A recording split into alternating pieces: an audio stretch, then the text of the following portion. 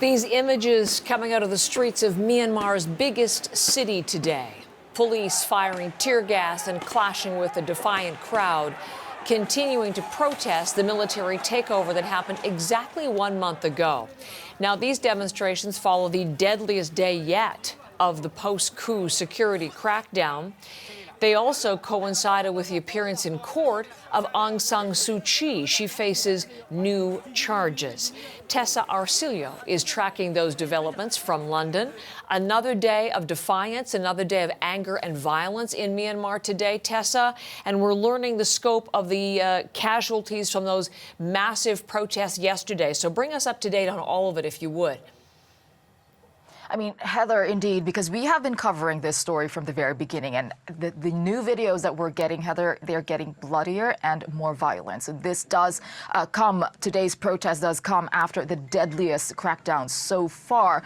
Police fired into crowds in several areas, and what we know is at least 18 people were killed over the weekend. So indeed, those protests are continuing today, Heather, tear gas being fired into the crowds. And yes, this continued defiance and anger is rooted in that military coup that took place exactly a month ago, where the government of Aung San Suu Kyi, including herself and senior members of the government, were detained and arrested. The military took power. They said they will be in power for at least a year. This is clearly not something that is being accepted by many of the people. Though the protesters, many of them young people, are resisting this military takeover, and they want the government of Aung San Suu Kyi restored. Now, it seems like as the crackdown gets more heavy-handed, it isn't getting the desired result if the military want these protests to stop. Because if anything, Heather, the anger is just getting more palpable. The people are it's just stirring up even more protests. Now, this escalation is really worrying Myanmar's regional neighbors. Today, the Singaporean foreign minister said that he and his counterparts from the ASEAN group of nations, the Association of Southeast Asian Nations, they will be meeting tomorrow to discuss Myanmar. And again, he called for the immediate release of Aung San Suu Kyi. Heather? Well, speaking of her, Tessa, Aung San Suu Kyi, her lawyers saw her for the first time since her detention when she was in court.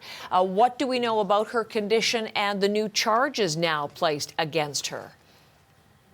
Yeah, we need to qualify that. Indeed, her lawyers saw her, but not really in person. This was via video conferencing. She appeared at a court hearing, so via, again, teleconference, video conferencing. And they said that she does appear to be in good health. And as you say, she's facing new charges. So let me just bring it up for you. So the growing list we see here, Heather, one is under a section of a colonial-era penal code which prohibits the introduction of information, publication of information that may cause fear or alarm or disrupt public tranquility. And the other is under a telecommunications law stipulating that you need a license for equipment. Now, this is coming on top of two other charges, one of which is importing illegally 6 walkie-talkies, as well as violating a natural disaster law by breaching COVID rules during the election campaign period. Now, of course, critics who are watching this and those observing from outside of Myanmar would say that this seems to be a show trial with trumped-up charges. And, these developments will certainly not help in the ongoing protests that we are seeing. The next hearing